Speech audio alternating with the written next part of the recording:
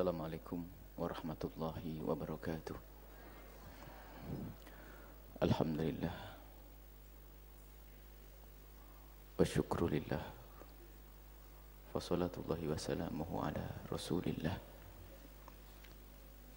habibina sayyidina Muhammad ibn Abdillah wa ala alihi wa ashabihi wa mawalah. Allahumma ya Rabbana nas'aluka ilman nafi'ah wa na'udzubika ya Rabbana min ilmin la yanfa' wa amalin la yurfa' wa qalbin la yakhsha' wa 'ainin la tadma' wa nafsin la tashba' innaka anta ala kulli syai'in qadir. Allahumma ya Rabbana warzuqna fahman nabiyyin wa hifdzal mursalin wa ilhamal malaikatil muqarrabin. Warzuqna ya Rabbana tawbata qabla al-maut wa syahadata 'inda al-maut wal jannata ba'da al-maut. Amma ba'du. Yang kami cintai, yang kami muliakan,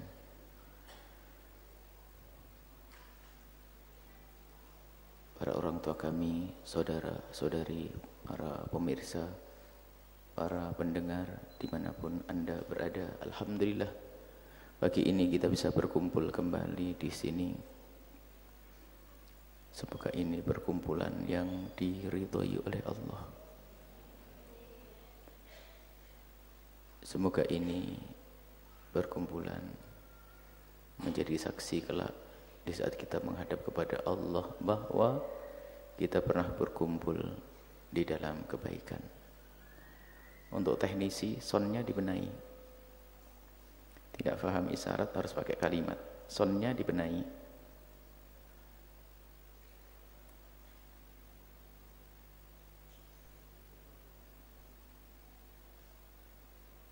Sound.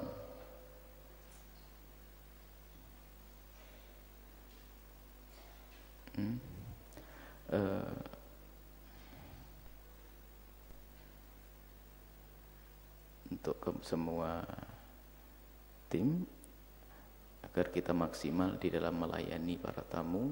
Jadi sebelum acara dimulai semua sudah dites dan diuji. Jadi di saat pengajian dimulai semuanya sudah maksimal.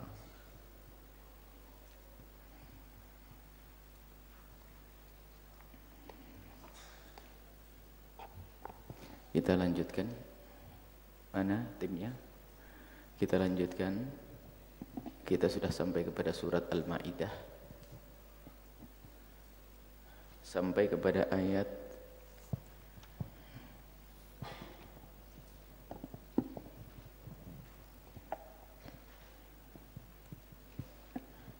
yang ke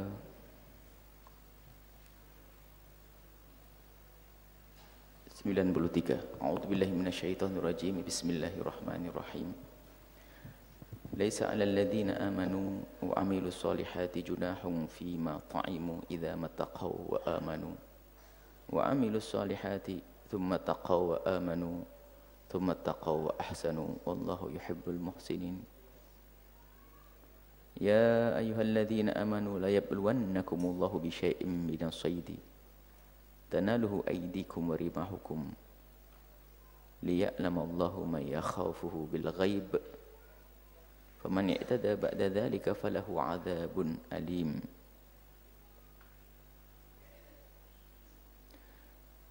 Laisa 'alal ladzina amanu. Sebelumnya adalah ayat pengharaman tentang khamr dan perjudian, dibarengi dengan juga penyebutan tentang haramnya berhala. Haramnya berhala sudah sangat jelas dan bukan orang yang beriman.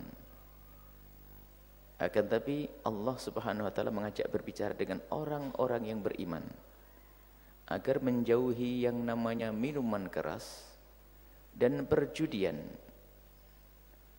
Itu yang ingin dijauhkan oleh Allah, yakni minuman keras dan perjudian. Tapi di dalam ayat tersebut dijajar minuman keras, perjudian dengan berhala, sesembahan orang yang menyekutukan Allah. Menunjukkan bahwa begitu beratnya dosanya minuman keras dan perjudian. Kemudian di ayat berikutnya dikhususkan tentang perjudian dan minuman keras. Kemudian setelah itu, para sahabat Nabi SAW lihat. Beliau itu berpikir tentang masa depan dan masa lalu. Di saat ada larangan minuman keras, masa depan beliau adalah menjauhi minuman keras dan perjudian. Sudah jelas. Sebab mereka itu sangat patuh kalau sudah diperintah oleh Rasulullah menjalankan, dan jika dilarang langsung berhenti. Akan tetapi mereka juga berpikir tentang masa lalu. Gimana saudara-saudara kita yang dulu minum minuman keras kemudian mati, pernah minuman keras, dan juga masih berjudi lalu meninggal. Jadi bahan pertanyaan bagi mereka.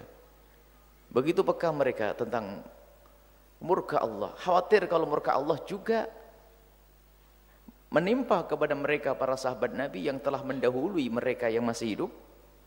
Sementara mereka pernah minum minuman keras dan juga pernah main judi. Dijawab oleh Allah dengan firman, "Laisa 'alal ladzina amanu wa 'amilus shalihati junahun fima ta'imu." Mereka itu para sahabat-sahabat yang telah meninggal. Kemudian mereka juga minum minuman keras, karena ayat larangan minuman keras belum ada, maka tidak dihukum oleh Allah. Mereka tidak dianggap sebagai orang yang berdosa karena saat itu larangan minuman keras belum ada. Dan mereka juga berjudi karena larangan judi juga belum ada. Maka yang meninggal dari mereka itu adalah termasuk orang-orang yang selamat. Laisa 'alal ladzina amanu, mereka orang-orang yang telah beriman kepada Allah dan Rasul-Nya. Beriman kepada semua yang datang kepada Nabi Muhammad. Mereka beriman. Dan memang syariat Nabi Muhammad itu datang dan turun secara tadarruj. Tidak spontan kitab suci langsung turun blek begitu, tidak. Tapi sedikit demi sedikit sesuai dengan keadaan zaman. Jadi ayat ini turun karena sebuah permasalahan, ayat ini turun karena untuk menyelesaikan masalah ini. Dan begitulah ayat-ayat Al-Quran dan syariat Nabi Muhammad itu turun. Sehingga namanya tadarruj sedikit demi sedikit. Maka para sahabat Nabi banyak yang mereka itu masih minum minuman keras, tapi memang karena minuman keras belum dilarang. Dan ini adalah menunjukkan begitu tingginya kecintaan para sahabat Nabi kepada sahabat yang lainnya, prihatin. Dengar larangan begitu mikir, oh saudara kita bagaimana yang sudah meninggal itu? Saudara kita yang sudah meninggal, apakah mereka kira-kira diampuni oleh Allah atau tidak? Bukan cuek. Dijawab oleh Allah, mereka itu adalah orang yang beriman. Karena mereka beriman, kemudian dia punya amal soleh. Kemudian juga ayat-ayat tentang larangan untuk minuman keras itu belum datang kepada mereka. Maka mereka tidak adalah ada junah, tidak ada dosa baginya. Dan ini jangan disalah. Ada orang salah faham memahami ayat ini. Kalau asal kita beriman kepada Allah, kemudian amal soleh, kita minum minuman keras bebas. Itu salah. Dan memang ada yang paham semacam itu. Jadi yang penting kita kan beriman kepada Allah, kemudian kita melakukan banyak kebaikan. Biarpun saya minum minuman keras nggak apa-apa. Itu salah. Ini ceritanya cerita sahabat Nabi yang telah mendahului para sahabat yang hidup. Tsummattaqau, dan mereka itu adalah orang yang bertakwa. Pada zamannya semua larangan juga dijauhi. Sahabat-sahabat Nabi itu menjauhi semua larangan. Sahabat Nabi yang telah mendahului mereka, yakni yang terdahulu, yang sudah meninggal itu, mereka juga orang yang sangat takut kepada Allah. Sangat takut, hanya karena larangan minuman keras dan larangan judi belum ada, maka mereka masih berjudi dan minum minuman keras. Dan memang masyarakat Arab saat itu memang hobi dengan yang namanya minuman keras. Sehingga waktu datang pengharaman ini, kota Madinah seperti banjir minuman keras. Dan begitulah sahabat Nabi SAW, kalau sudah dengar perintah langsung. Mereka tidak mikir panjang, karena yang dicari adalah keridhaan dari Allah Subhanahu wa Ta'ala. Mereka bertakwa, dan bertakwa, wa amanu diulang lagi, wa amilus solihati. Mereka bertakwa itu artinya apa? Kapan ada larangan, mereka berhenti. Semua larangan. Setiap ada perintah, wa amilus solihati, menjalankan. Seperti ada perintah sholat, mereka langsung menjalankan. Larangan ini menjauhi. Larangan perintah zakat. Sehingga ada sahabat Nabi yang masuk Islam belum bayar zakat dan belum sholat. Seperti dikisahkan, ada Mukhairik, salah satu sahabat orang Yahudi yang masuk Islam, dia belum sempat sholat dan belum sempat punya amalan-amalan yang lainnya kecuali dia jihad waktu itu. Setelah masuk Islam langsung jihad, belum ngerti sholat, belum apa, tapi ahli surga dia. Jadi ada sahabat Nabi yang belum sempat melakukan sholat karena apa? Waktu itu sholat belum diwajibkan, belum melakukan puasa karena puasa belum diwajibkan, belum membayar zakat karena zakat belum diwajibkan. Bagaimana dengan orang-orang seperti itu? Mereka termasuk ahli surga dan tidak berdosa karena memang perintah itu belum ada. Diulang fi ma ta'ida, idza mattaqaw wa amanu wa amilus solihati, tsumma taqaw wa amanu, tsumma taqaw wa ahsanu. Pertama beriman, bertakwa. Orang bertakwa, beriman. Pertama, bertakwa itu adalah rasa punya takut kepada Allah. Takut dalam hal apa? Takut dia itu kalau meninggalkan kewajiban. Takut kalau mereka melakukan yang haram. Dimulai dari sini. Takwa, takut ini didahulukan. Kemudian amal soleh. Sebab banyak amal soleh, maka yang berat itu menjauhi keharaman. Sebab banyak zaman sekarang pun ada orang sibuk dengan amal soleh, tapi ternyata keharaman pun masih dilakukan. Sehingga sebagian para ulama mengatakan ittaqullaha haqqa tuqatih. Takutlah kepada Allah dengan benar, bertakwalah kepada Allah dengan benar-benar takwa. Maka ini dimaknai adalah larangan-larangan. Kalau larangan harus kita hindari sebisa mungkin. Tapi kalau ittaqullah mastata'tum, takutlah kepada Allah semampumu, adalah urusan amal-amal baik. Jadi kalau keharaman harus. Sehingga di sini didahulukan karena yang namanya menjauhi keharaman ini adalah sangat berat. Sebab banyak orang tertipu, mereka melakukan kebaikan akan tapi ternyata mereka masih melakukan keharaman tanpa disadari, ternyata keharamannya itu menghapus amal baik yang dilakukan. Sehingga menjauhi keharaman hendaknya didahulukan dalam hal ini. Mattaqullah. Kemudian setelah itu tsumma taqaw wa amanu, kemudian takwa selalu. Nah, diulang ini artinya apa? Memang karakternya karakter orang yang punya ketakwaan. Jadi setiap ada perintah ya sudah dijalankan.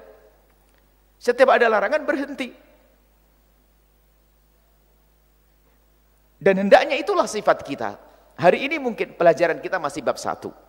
Sehingga kita mendengar larangan hanya urusan larangan zina. Tapi besok kita bab kedua mendengar larangan makan riba. Lah ini. Jadi yang pertama adalah takwa, kita menjauhi zina. Yang kedua, takwa, menjauhi riba. Yang keempat, 3 dan seterusnya. Jadi diulang. Jadi takwa diulang-ulang maknanya apa? Memang begitulah. Seseorang itu bisa melakukan, bisa menjauhi larangan yang ini, tapi belum tentu bisa menjauhi larangan yang selanjutnya. Jadi terus ketakwaan itu dijaga dan dijaga. Iman, ketakwaan, kemudian iman, takwa lagi, dan begitu seterusnya.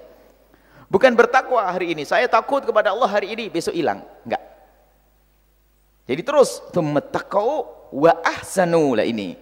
Puncaknya adalah orang yang bertakwa kepada Allah, takut melakukan keharaman, rindu melakukan kebaikan. Kalau sudah wa ahsanu itu adalah kebaikannya itu bukan sekedar kewajiban.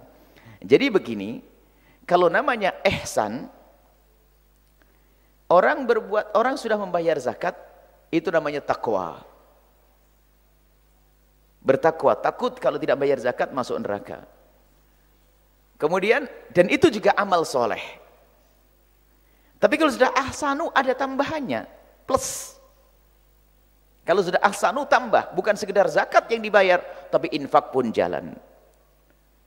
Ini. Bukan puasa Ramadan saja, itu amalus solehat. Tapi ditambah wa ahsanu lebih. Jadi ada tambahannya lebih bagus. Jadi dia ada plus, ada pelayanan yang lebih kalau kita melayani seseorang. Bukan sekedar pelayanan tapi ada plus. Ahsanu ini lebih. Namanya ihsan.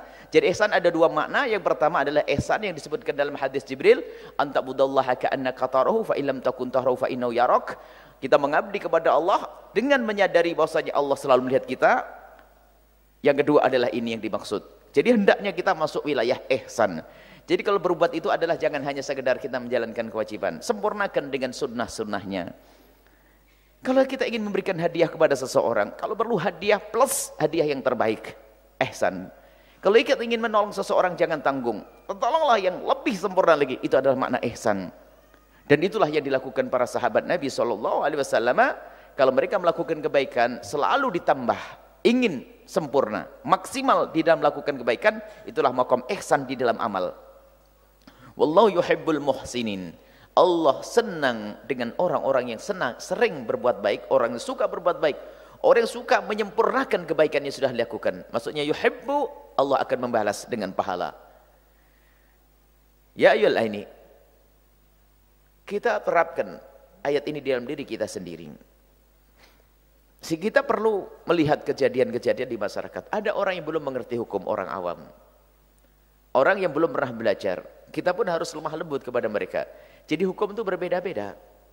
Kalau orang memang dasarnya orang di pegunungan yang tidak pernah kumpul dengan ulama dan sebagainya, ada kesalahan yang mereka lakukan, maka dimaafkan oleh Allah karena memang mereka jauh dari ulama. Jauh dari ulama. Bagaimana mereka sholatnya masih begitu? Karena mereka memang jauh dari ulama. Bagaimana mereka masih melakukan keharaman? Karena mereka jauh dari ulama. Jauh dari ulama. Tapi ketahuilah, biarpun tuh orang-orang kampung seperti itu, tapi hatinya, hati yang tadi, hati yang ada takwa kepada Allah, insaf. Coba dikasih tahu bu itu haram, langsung menjauhi. Jadi itu ada imannya ajais, imannya ibu-ibu di kampung itu nggak ruwet. Kalau dibilang haram, haram. Kalau dibilang perintah, menjalankan. Itulah kata Imam Razi, Abu Marzuq di iman adalah ajais. Ya Allah berikan kepadaku imannya seperti imannya orang-orang di kampung yang nggak rewel itu ya. Nah, ini, jadi langsung dengar perintah, menjalankan, haram, haram. Dan Anda tengok diri Anda sendiri, Anda jenis orang apa? Karena Anda kalau mendapatkan petuah dari ulama itu haram, sudah aduh repot nih. Anda bukan bagian ini. Ini bikin pusing nih Allah semuanya. Haram, haram, haram, haram, haram, haram. Tidak ada keharaman yang diharamkan oleh Allah kecuali karena untuk kebaikan kita. Diharamkannya khamr, minuman keras, karena khamr itu akan menutup akal kita, sehingga akal kita menjadi tidak sehat, sehingga bisa menjadi sebab kita salah berurusan dengan sesama manusia. Judi pun demikian, karena hilang kasih sayang, pengennya adalah menghancurkan orang lain, tidak peduli, dan itu menjadi sebab permusuhan. Maka dilarang oleh Allah, dan semua larangan dari Allah dan Rasulnya itu adalah untuk kemaslahatan kita dan kebaikan kita. Jadi ada sebagian manusia, lah ini para sahabat Nabi, dan dari masa ke masa ada orang yang hatinya seperti para sahabat Nabi, mudah menerima kebenaran. Kalau sudah ada larangan, ahlan, sami'na wa ta'na. Kalau sudah mendengar larangan, kami akan patuh. Mendengar perintah, patuh. Tapi awas, waspada. Ada sebagian orang, kalau sudah ada perintah, rewel dulu. Kalau mendapatkan larangan, rewel dulu. Kalau sudah dikatakan riba haram, segera jauhi. Mungkin di antara kita tidak bisa langsung menjauhi hari itu, akan tapi perlu proses. Mungkin tahun depan aku harus keluar dari riba, atau bulan depan, atau minggu depan, atau mungkin lebih. Intinya harus kita mengakui bahasanya segala sesuatu yang sudah dikatakan oleh ahlinya adalah haram. Tidak usah cari pembenar, mencari pembenar. Nah ini mencari pembenar maksudnya orang nggak pernah insaf. Nah, kalau orang tidak pernah insaf, maka tidak punya jiwa takwa. Kalau orang jiwa takwa itu takut kepada Allah. Bahkan begitu takwa itu kalau sudah mendarah daging atau sudah menjadi karakter sifat yang khusus bagi seorang hamba, jangankan kok keharaman, yang namanya kemakruhan pun akan dijauhi. Dia merasa tidak nyaman melakukan yang makruh. Baik. Kemudian selanjutnya, ya ayyuhalladzina amanu la yabluwannakumullahu bi syai'in minas saydi tanaluhu aydikum wa rimahukum. Wahai orang-orang yang beriman, lagi-lagi yang diuji ini orang beriman. Hei orang yang beriman. Kalau orang yang tidak beriman, tidak usah pakai ujian, tempatnya di neraka jahanam, selesai. Tapi engkau yang beriman, hai orang-orang yang beriman, la yabluwannakumullahu, sungguh Allah akan menguji kepada kalian. Bi syai'in minas saydi, dengan sesuatu yang namanya sayd, itu barang buruan, binatang buruan. Nanti ada hubungannya dengan ayat setelahnya, bahwasanya di dalam kita itu ada sesuatu yang tidak boleh kita berburu waktu kita ihram haji atau umroh. Ada haram dua model. Yang pertama adalah, biarpun kita tidak haji dan umroh, kita tidak boleh mengganggu binatang-binatang buruan yang ada di tanah haram. Haram Mekah. Dan ada dendanya. Kalau haram Madinah, dosa, tapi tidak ada denda. Ada haram Madinah, haram Mekah. Biarpun kita tidak haji dan umroh, tidak boleh kita mengganggu binatang ternak. Membunuh, menangkap binatang ternak. Binatang buruan yang ada di tanah haram. Bahkan juga pepohonannya. Pepohonannya tidak boleh kita cabut yang ada di tanah haram. Dan ada dendanya. Haram Mekah ada dendanya. Kalau haram Madinah hanya dosa, bukan hanya dosa, tapi tidak ada dendanya. Nah ini diuji oleh Allah. Setelah itu subhanallah, setelah diuji, setelah dilarang, kalau kamu lagi ihram haji atau umrah, jangan kau ambil ya burung-burung liar itu kau makan, jangan. Tapi subhanallah diuji oleh Allah saat itu burungnya banyak. Burungnya banyak. Ini adalah pelajaran buat kita. Kadang yang dilarang itu ada godaannya. Urusan bisnis ini harus ngambil dana yang haram. Ini kan godaan, prospektif. Wah, iblis yang ngomong itu ya. La yalunannakum, Allah akan uji kalian ini semua, bukan saja urusan haram. Kalau diperlebar maknanya, kadang godaan zaman sekarang ini, lihat urusan dunia, urusan kerjaan kita diuji. Menarik betul, gampang bener kerja di situ. Gajinya banyak, enak. Tapi di situ ada keharaman. Kalau dalam ayat ini disebutkan bahwasanya jangan kau ganggu itu binatang-binatang buruan yang ada di tanah haram itu. Hei orang yang lagi ihram. Ihram haji atau umroh. Dan itu ada dendanya. Hukumnya haram dan ada dendanya kalau itu adalah binatang buruan yang ada di tanah haram Mekah. Kalau kita cermati ya, ibadah ini harus patuh kepada Allah. Tuhan kita hanya Allah saja. Tidak boleh kita menuhankan selain Allah. Ini amalan haji itu unik sekali. Tuhan kita adalah Allah, tapi sesaat kita suruh muter-muter di Ka'bah. Muter di Ka'bah. Ya kan? Memuliakan Ka'bah. Sesaat kita harus nyium Hajar Aswad, biarpun tidak wajib. Ternyata di situ ada amalan yang membatalkan, jangan sampai orang masuk kultus. Sampai batu dianggap kayak Tuhan. Karena apa? Ternyata di dalam amalan haji pun kita harus membuang batu, melempar. Nah, sesaat kayak disanjung batu, sesaat harus dibuang, biar paham bahasanya itu perintah. Kalau jangan sampai ada yang mengatakan batu harus disembah, nggak ada. Sesaat kita mencium Hajar Aswad, Sayyidina Umar bin Khattab mengatakan, hei batu, kau ini batu biasa, tidak membahayakan dan tidak memberikan manfaat. Sungguh demi Allah, kalau bukan karena aku melihat Rasulullah menciummu, sungguh aku tidak akan menciummu. Ini antisipasi langsung dari Sayyidina Umar bin Khattab supaya orang tidak salah paham tentang batu. Tapi kalau kita renungi, itu batu-batu adalah batu makhluk Allah, sama dengan yang kita lempar waktu kita melambar jumroh. Jadi ada batu seolah-olah ini batu adalah makhluk, seolah-olah diagungkan. Tapi bukan diagungkan, tapi itu perintah dari Allah atau anjuran dari Rasulullah atau dicontohkan Rasulullah. Bukan kita mengkultuskan atau menganggap batu itu sebagai Tuhan, tidak. Buktinya apa? Ada batu yang harus kita buang, lempar di sumur. Bahkan dikatakan untuk lempar setan. Baik, kemudian lihat sisi lain. Manusia adalah sayyidul wujud. Semua yang ada di semesta ini adalah tuannya, adalah yang paling mulia adalah manusia. Manusia. Sehingga lihat, ternak pun adalah diciptakan oleh Allah untuk kita. Ternak diciptakan oleh Allah untuk kita. Dan dedaunan pun, pepohonan adalah untuk khidmah untuk kita. Cuman agar kita tidak kebablasan, ternyata waktu ihram pun ternyata dikasih tahu, sekarang diganti, ente hormati itu binatang-binatang itu ya. Kau muliakan binatang itu, jangan kau ganggu itu binatang. Dan pepohonan pun jangan kau cabut. Artinya ini adalah perintah dari Allah. Jadi agar manusia tidak kebablasan, seolah aku segala-galanya di atas bumi ini. Nah, ternyata waktu kita lagi umroh dan haji, kita tidak boleh mengganggu binatang di situ. Binatang, awas jangan ganggu itu. Kalau kau ganggu, Allah marah dulu. Langsung diancam. Kalau kau ganggu dia, Allah marah. Kalau kau didenda. Jadi binatang yang semula adalah akan jadi bahan konsumsi buat kita, pohon-pohonan yang biasanya kita gunakan untuk bangunan dan yang lainnya, ternyata saat kita lagi umrah kita tidak boleh lagi. Dan di tanah haram adalah tanah haram. Tanah haram tanah yang dimuliakan. Jadi ini menunjukkan bahwasanya apa? Jangan terlena. Engkau sebagai manusia yang katanya paling mulia. Ternyata di situ kita punya kewajiban juga memuliakan selain daripada manusia, yaitu jenis binatang dan pepohonan. Artinya agar kita sadar kalau kita itu hamba Allah Subhanahu wa taala. Ini hikmah di balik itu semuanya. Baik, kita lanjutkan. Allah akan menguji kepada kalian, hai orang-orang beriman, itu dengan binatang-binatang buruan yang ada di tanah haram. Binatang yang ada di tanah haram tidak boleh kalian ganggu. Baik yang bisa kau ambil dengan tanganmu, tanaluhu aidikum, karena mungkin masih kecil, burung-burung yang masih kecil, gampang.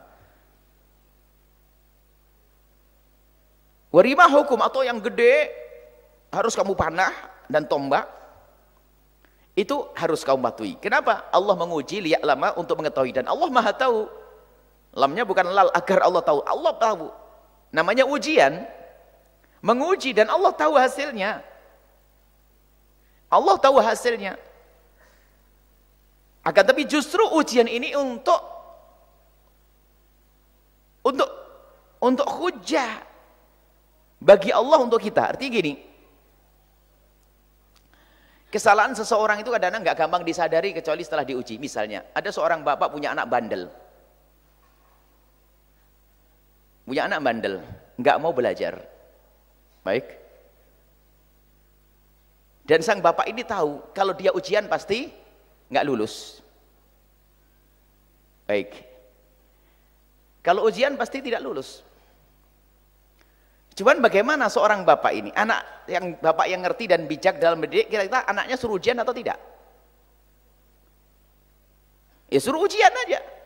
Lah kok suruh ujian, kan bakal biar tahu setelah ujian dia nggak lulus, biar tahu kalau ente gara-gara tidak belajar kamu tidak lulus, gitu.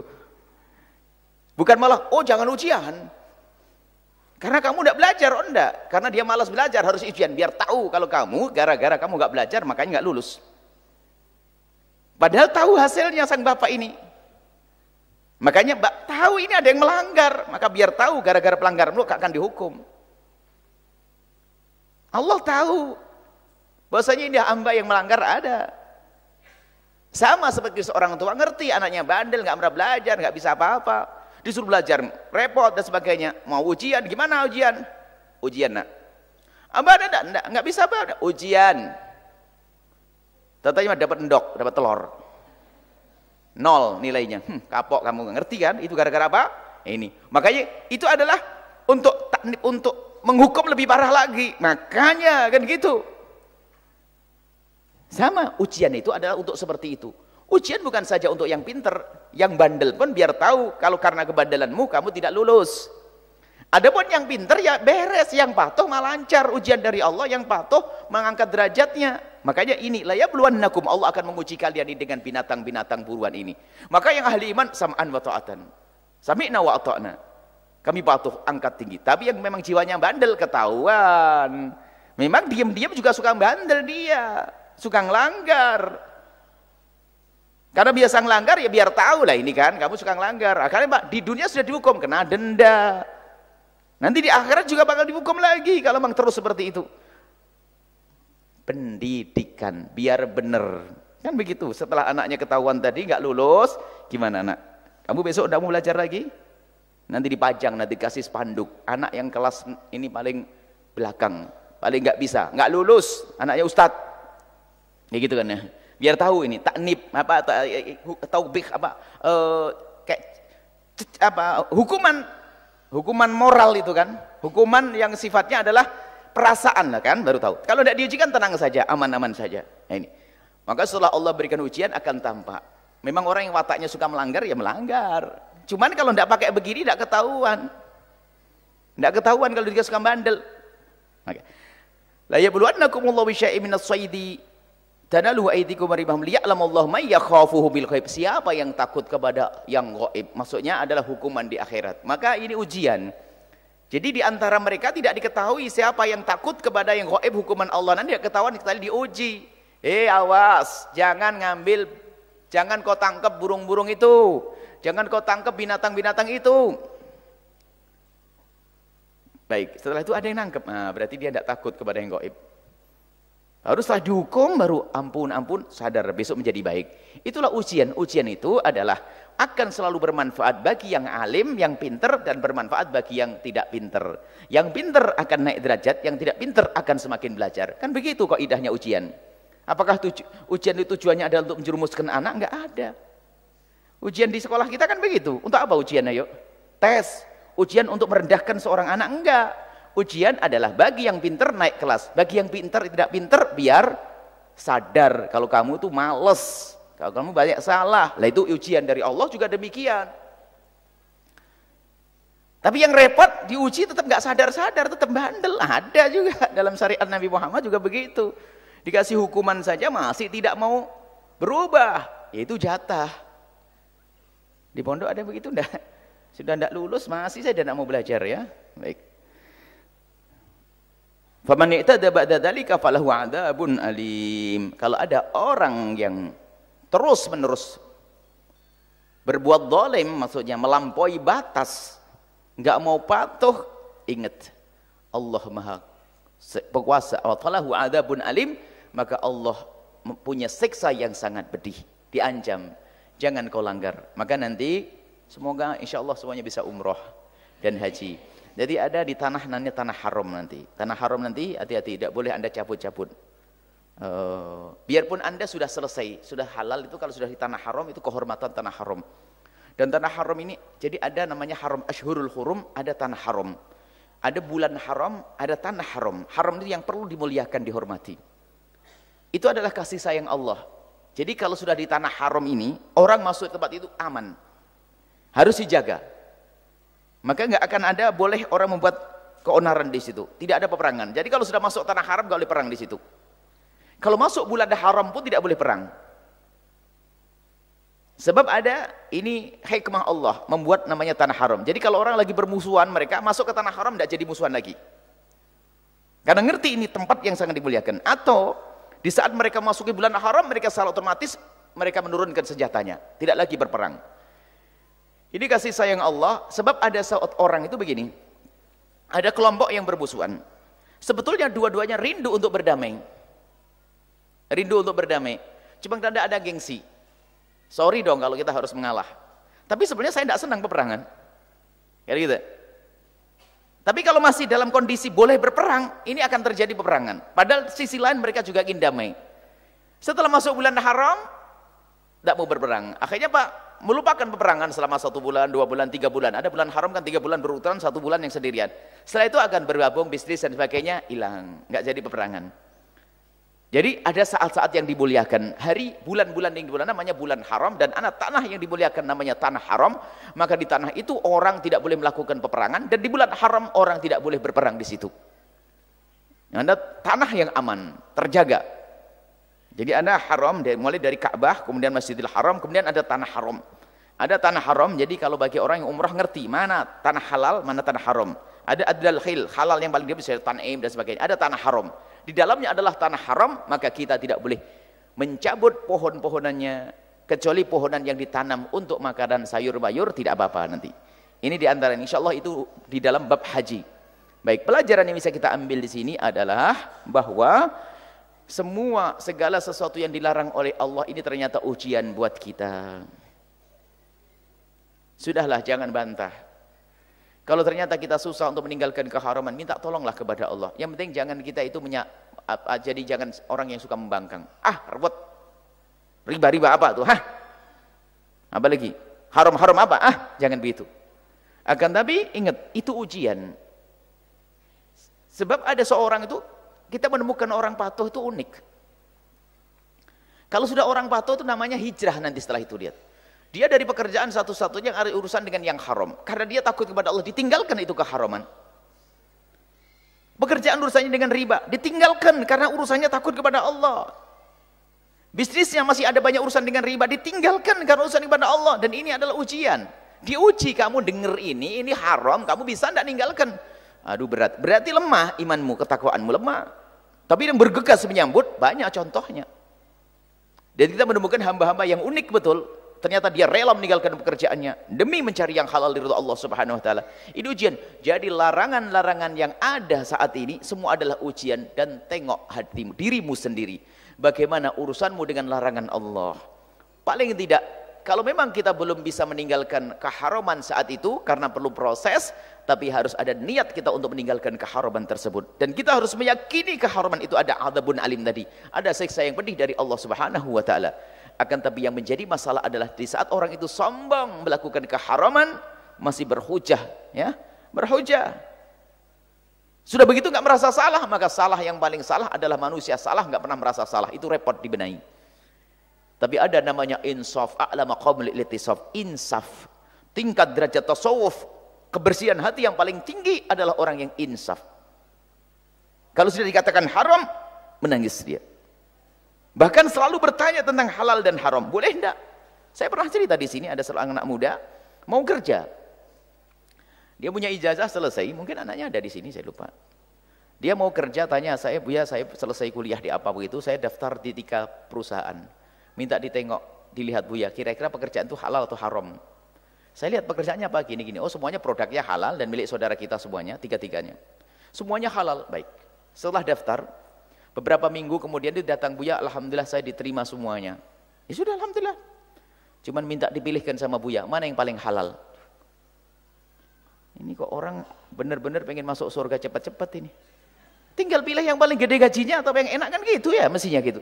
Enggak, dia milih yang paling halal. Kalau kamu pengen yang paling halal, Buya tidak bisa melihat. Kamu datang ke kantornya masing-masing, lihat di sana ada buka aurat atau tidak, waktu sholat diperhatikan atau tidak, lingkungannya seperti apa, kamu lihat semuanya. Maka kami pilih misalnya semuanya wanitanya mengenakan pakai menutup aurat, maka itu adalah poin. Kemudian waktu sholat diperhatikan, itu poin. Dan bulan puasa bagaimana ceritanya, itu poin. Kamu perhatikan sendiri. Akhirnya dia memilih, yang dipilih adalah yang tengah-tengah. Karena yang bukan, yang paling tinggi gajinya ternyata masih banyak, di situ banyak orang yang belum menutup aurat. Kemudian yang kedua, yang ketiga juga begitu, rupanya pas tengah-tengah. Jadi memang tidak berat, Allah ringankan dia. Ya, jadi tengah-tengah, tidak gaji yang paling tinggi, tidak gaji yang paling rendah, tengah-tengah. Dan dia mengambil pekerjaan. Ini ada orang yang seperti itu. Orang takut kepada yang haram. Bahkan pernah juga ada seorang anak, seorang ibu mengirimkan cerita tentang anaknya. Anak itu bekerja di sebuah instansi. Jadi setiap dia memberi tanda tangan selalu diberi oleh orang itu duit. Dia takut karena itu bukan gaji. Aku sudah digaji kok, selalu aku diberi. Maka duit itu dia dikasih di kardus begitu. Dan anaknya tidak mau. Dan ini bukan orang kaya. Dan ternyata uang itu di ibunya bertahan lebih dari 1 tahun. Hebat betul itu seorang ibu. Ini ibu yang solehah, bertahan lebih dari 1 tahun, duit tidak disentuh dan tidak tahu isinya berapa. Giliran saya buka, isinya ada 2 juta, 3 juta per amplop. Dan itu ada 1 kardus. Dikirimkan waktu itu. Untuk apa ini semuanya? Tidak akan diberikan untuk pondok, bukan untuk anak santri. Ya, karena memang dana-dana semacam itu adalah dana yang tidak baik. Gunakan untuk apa, selokan segala macam. Karena dikembalikan pada orangnya, orang juga tidak ada. Tidak tahu orangnya di mana. Dan dia mau menolak. Kenapa kau tidak ditolak saja? Kalau dia menolak akan ramai di kantor. Dibilang sok ini, sok itu. Enggak, kamu harus siap menolak. Dan siap dikatakan sok, biarin urusanmu dengan Allah Subhanahu wa taala. Jadi ada orang semacam ini. Sudah diberi di sakunya, enggak ada yang tahu kecuali Allah, tapi ada iman. Mungkin ibunya ada di sini karena anaknya di Jakarta. Subhanallah, saya terharu. Saya kalau ketemu ibu itu tolong salamkan kepada putranya ibu, saya minta doa. Dan setelah itu juga ternyata sang anak ini masuk dalam kredit rumah yang salah. Tanya terus sampai bermenit-menit tanyanya. Akhirnya Pak, rela dia rugi dan harus pindah. Itulah kalau orang diberi oleh Allah hidayah unik. Mudah melakukan kebaikan. Dan hidupnya aman-aman saja sampai hari ini. Dan dia bukan orang kaya. Kalau orang kaya, mungkin enteng saja meninggalkan kerjaan, masih punya kerjaan yang lain. Atau masih punya penghasilan yang lain. Begitulah namanya ketakwaan dan keimanan. Tengok dirimu sendiri. Seberapa kuat Anda menghindari keharaman. Kalau sudah dikatakan haram, berusaha untuk menjauhi. Jangan cari pembenar. Berusaha menjauhi. Minta kepada Allah. Kalau terlalu berat, minta kepada Allah. Allah Maha Kuat. Allah Maha Kuasa. Allah Maha Kasih. Ya Allah, aku masih di dalam keharaman. Aku punya usaha banyak ya Allah, tapi masih dalam keharaman. Saya ingin hijrah ya Allah. Saya akan terakhir ya Allah, saya mengambil yang haram ini ya Allah. Yang riba ini ya Allah. Akan ditolong oleh Allah. Tapi jangan main-main dengan Allah. Allah Maha tahu. Saya tidak tahu. Manusia tidak tahu, tapi Allah Maha tahu. Nah, inilah menguji keimanan kita. Jadi semua yang Anda dengar tentang halal haram adalah ujian. Bagaimana Anda dengan ujian tersebut? Apakah Anda termasuk menjadi orang yang tidak takut dengan yang gaib? Maka Anda menjadi orang yang tidak lulus dalam ujian. Dan setelah tidak lulus bukan ingin belajar lagi, tapi langsung bablas. Nah, dalam murka Allah Subhanahu wa taala, naudzubillah. Semoga Allah memberikan kepada kita keinsyafan. Selagi itu haram adalah kita katakan haram. Kalaupun kita masih melakukan, berusaha perlahan demi perlahan melakukan upaya untuk menjauhi keharaman sedikit demi sedikit, perlahan demi perlahan sampai kita jauh dari keharaman. Sungguh Allah Maha Kasih. Dan sungguh musibah besar adalah jika Anda membuka sebuah usaha apa saja, usaha pondok itu usaha menuju ridho Allah, usaha pondok pesantren atau usaha dagang, jika dengan cara yang salah kok berhasil, itu musibah besar. Misalnya Anda sebuah usaha dalam bisnis, modalnya sudah jelas haram, lah kok dikasih oleh Allah keberhasilan, berarti ini istidraj, ini mau dimasukkan ke neraka yang paling dalam lagi. Kalau Anda dengan keharaman ternyata kok digagalkan oleh Allah, bersyukurlah kepada Allah, alhamdulillah, jadi saya nggak boleh berhasil dengan cara yang haram. Pondok pun juga demikian, hartanya harus harta yang halal, bahkan lebih dijaga oleh Allah, namanya pondok. Makanya kalau ada usaha di pondok jangan main-main, jangan ada yang haram, hukumannya lebih gede. Kami ingatkan kepada semuanya, pondok yang ngurusi pondok, misalnya ada tim ekonomi dan sebagainya, harus sangat syar'i. Kalau tidak, 2 kali dosanya itu, hukumannya besar di hadapan Allah Subhanahu wa taala. Jadi ujian semuanya, halal haram itu adalah ujian, kita patuh atau tidak. Kalau patuh, kemuliaan. Dan ingat, Allah tidak akan menjadikan fakir karena kita mengambil yang halal. Karena mengambil yang halal, Allah tidak akan menjadikan seorang fakir. Enggak, sebab kaya dan melarat itu jatah, hanya mengambilnya saja. Bagaimana caranya? Jatahmu itu, gajimu itu sebulan 5 juta, ya 5 juta. Jungkir balik pun ya tetap 5 juta. Lah kok begitu? Lembur dapat 10 juta, biarpun kelihatan 10 juta, anakmu sakit esok hari, habis juga. Tak taunya istrimu jadi pemboros, suka kredit, habis juga.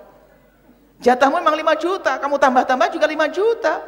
Cuman 5 juta itu ambil dengan cara yang benar. Maka kita dengan usaha yang halal dapat 5 juta. Haram dapat 5 juta. Sebab sebagian ulama mengatakan rizki adalah yang diberikan kepadamu baik halal atau haram. Kalau rizki sudah dijatah 5 juta, itu adalah rizki dari Allah.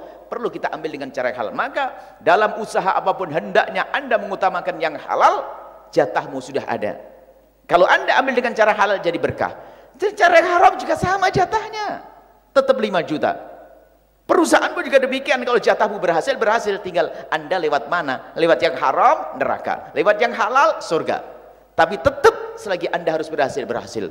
Banyak contoh sahabat Nabi yang kaya raya. Abdurrahman bin Auf kaya raya dan mulia, dimuliakan oleh Allah, termasuk minal asra al-mubasysyirina bil jannati, salah satu dari 10 orang yang diberi kabar gembira oleh Rasulullah bahwasanya mereka adalah ahli surga Allah Subhanahu wa taala. Wallahu a'lam bishawab.